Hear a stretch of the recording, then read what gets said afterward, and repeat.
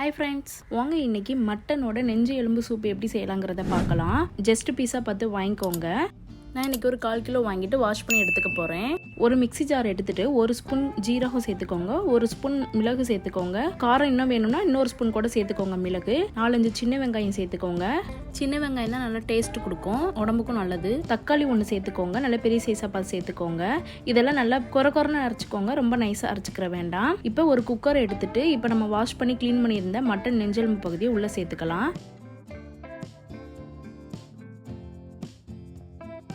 1 spoon இஞ்சி பூண்டு paste சேர்த்துக்கோங்க. இப்போ அந்த கிரைண்ட் பண்ண பேஸ்ட்டை உள்ளே சேர்த்துக்கோங்க. தேவையான அளவு உப்பு சேர்த்துக்கோங்க. இப்போ 2 ஸ்பூன் பாசிப்பருப்பை ஒரு 10 நிமிஷம் நான் தண்ணியில் ஊற வச்சுருந்தேன். இந்த பாசிப்பருப்பை அந்த தண்ணியோடு சேர்த்துக்கோங்க. பாசிப்பருப்பு சேர்க்கும்போது இந்த சூப்பு நல்ல ரிச்னஸாக இருக்கும், டேஸ்ட்டாகவும் இருக்கும்.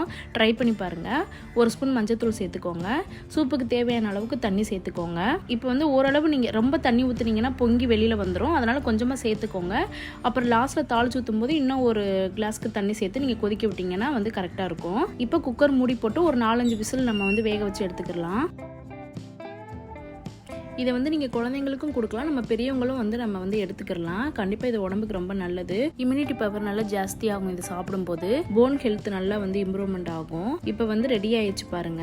இப்போ நம்ம ஓப்பன் பண்ணி பார்க்கலாம். இப்போ லாஸ்ட்டாக இதுக்கு ஒரு தாளிப்பு நம்ம கொடுத்துட்டோம் அப்படின்னா இன்னும் கொஞ்சம் டேஸ்ட்டாக இருக்கும்.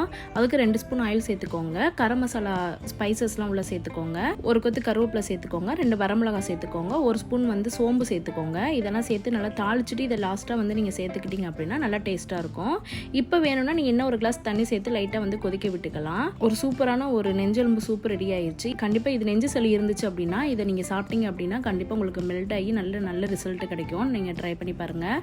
குழந்தைங்களுக்கும் இதை கொடுங்க, நல்லது, ரொம்ப உடம்புக்கு நல்லது. இந்த மாதிரி செஞ்சு கொடுத்தீங்க அப்படின்னா குழந்தைங்களும் நல்லா சாப்பிடுவாங்க. இது ரைஸ் கூடயும் சாப்பிடலாம், இல்லை நம்ம கிளாஸில் நம்ம குடிக்கிறதுக்காகவும் ட்ரிங்காகவும் நம்ம எடுத்துக்கலாம். என்னோட சேனலை ஃபஸ்ட் டைம் பார்க்குறீங்கன்னா சப்ஸ்கிரைப் பண்ணிட்டு பாருங்கள். இந்த வீடியோ யூஸ்ஃபுல்லாக இருந்துச்சு என்னங்கிறத எனக்கு கமெண்ட் பண்ணுங்கள். இந்த மாதிரி வீடியோஸ்லாம் உங்களுக்கு வேணும் அப்படின்னா என்னோட சேனலை சப்ஸ்கிரைப் பண்ணிட்டு கூடவே அந்த பெல் ஐக்கனை கிளிக் பண்ணிட்டு ஆளுங்கிற ஆப்ஷனை கிளிக் பண்ணீங்க அப்படின்னா நான் போடுற வீடியோஸ்லாம் உங்களுக்கு நோட்டிஃபிகேஷனாக வரும். தேங்க்யூ ஃபார் வாட்சிங்.